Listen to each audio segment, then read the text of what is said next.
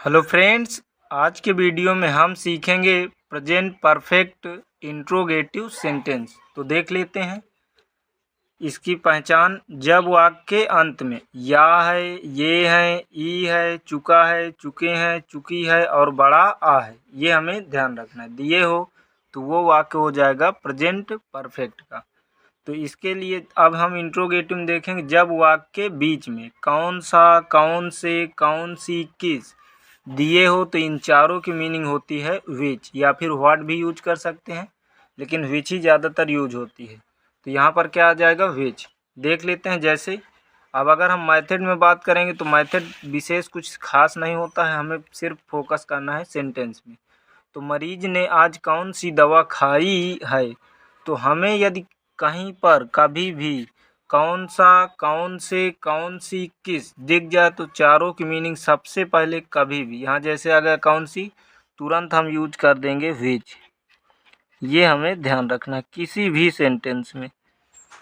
तो विच हो गया। अब जैसे ही विच लगा कौन सी के लिए तो ये तुरंत अपने आगे का ले लेता है, कोई भी टेंस हो, ये हमें ध्यान रखना है। तो विच आगे क्या है, दवा, तो दवा की लगा देंगे हम मेडिसिन, विच मेडिसिन। कौन सी दवा, अब जैसे ही दवा की लगा लिया तो अब इसके बाद आएगा आगे का उतारने के बाद जिस टेंस का होगा उसकी हेल्पिंग वर्ब, यानी प्रेजेंट इंडिफिनिट होगा तो डू या डज, कंटिन्यूअस होगा तो इज एम आर, परफेक्ट है तो हैज और हैव। तो हैज एक की बात करें तो हैज, बहुत की बात करें तो हमें लगाना है हैव। तो एक के लिए हैज का प्रयोग करते हैं, यानी सिंगुलर के लिए हैज, प्लूरल के लिए हैव। तो देख लेते हैं।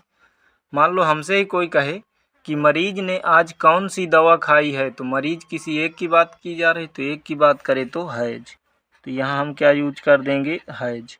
अब हैज आया है तो किसकी वजह से, मरीज की, क्योंकि सब्जेक्ट के अनुसार। तो मरीज की क्या लगाएंगे यहाँ हम, पेशेंट, PATIENT। पेशेंट मीन्स क्या होता है, मरीज। अब जैसे ही सब्जेक्ट लगा तो निगेटिव हो तो नॉट देंगे, और नहीं है तो हैज, हैव, हैड। ये हमें ध्यान रखना है, कभी भी इनके साथ वर्ब की थर्ड फॉर्म ही आती है। तो वर्ब उसे बोलते हैं जिसे हम अपनी भाषा में काम कहते हैं। तो चेक करते हैं इसमें, मरीज ने आज कौन सी दवा खाई है, तो काम कौन सा हो रहा है, खाने का, तो यही हो गई वर्ब। और यहाँ पर देखेंगे तो क्या लिखा था, ई है, और ई है यहाँ पर मैच हो रहा था, इसीलिए यहाँ आया है हैज। तो विच मेडिसिन हैज पेशेंट। अब जैसे ही पेशेंट लगा तो काम कौन सा हो रहा है, खाने का। तो यदि दवा खाई जाए यानी कम मात्रा में लेना हो तो वहाँ पर हम टेक का प्रयोग करते हैं। तो यहाँ लेंगे टेक।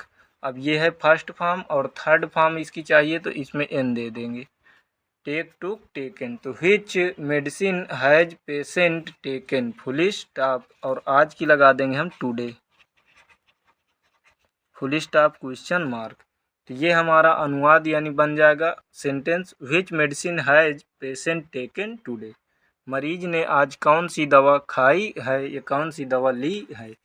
उसी तरह एक और देख लेते हैं। तो इसमें भी देखेंगे, जाएंगे वाक्य के अंत में तो लिखा है ई है, तो या है, ए है, ई है, ये हो गया प्रेजेंट परफेक्ट। अब इसमें देखेंगे काम कौन सा हो रहा है, तो खरीद, इसमें जोड़ेंगे बड़ा ना, तो काम हो रहा है खरीदने का। तुमने इस दुकान से कौन सी पुस्तक खरीदी है, तो काम कौन सा किया है, खरीदने। किसने खरीदी है, तुमने। तो जो काम को करे, ये ध्यान रखना हमें, उसे सब्जेक्ट कहते हैं। और यदि तुमने एक दो वीडियो पिछले देखा होगा तो गारंटी से अब इनको हल कर दोगे। तो यहाँ पर क्या लिखा है, कौन सा, कौन से, कौन सी। तो यहाँ बीच में क्या मिल गया, कौन सी। जब वाक्य के बीच में कौन सा, कौन से, कौन सी, किस दिख जाए तो सबसे पहले हमें क्या यूज कर देना है, बिना कुछ देखे विच। अब जैसे विच यूज कर दिया तो तुरंत ही अपने आगे के ले लेगा, तो आगे क्या है, बुक। तो यहाँ हम क्या, यानी किताब, तो किताब की क्या होती है, बुक। तो विच बुक। अब इतना जैसे ही लगा तो अब ये जिस टेंस का होगा आगे का लेने के बाद उसी टेंस की ले लेगा हेल्पिंग वर्ब।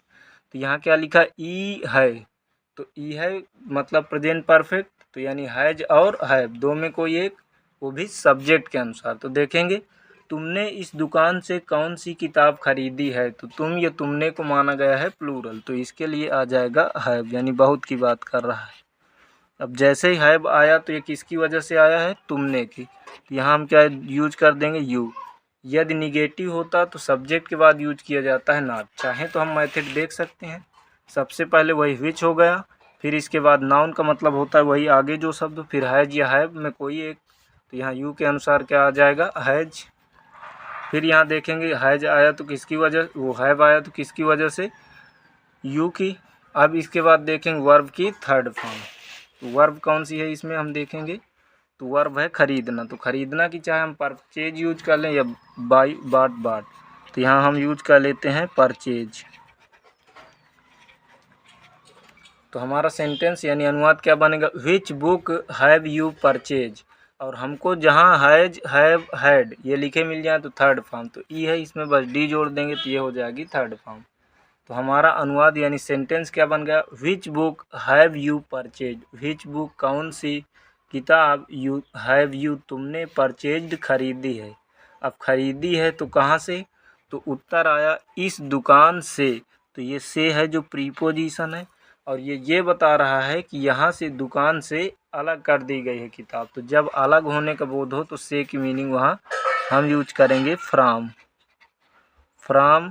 अब बचा क्या, इस दुकान, तो इसकी लगाएंगे होती है दिस, और बुक की होती, वो दुकान की होती है शॉप, SHOP, ये ध्यान रखेंगे। तो हमारा सेंटेंस बन गया which book have you purchase from this shop. उसी तरह एक वाक्य ये तुम्हें बता के यानी इसका हल करके बताना है, तुम्हारे पिताजी, यहाँ पर लिख लेंगे कौन से शहर गए हैं। तुम्हारे पिताजी कौन से शहर गए हैं, इसका हल करके तुम्हें बताना है कि क्या इसका हल रहेगा। तो अब मिलते हैं एक नए वीडियो के साथ। Best of luck.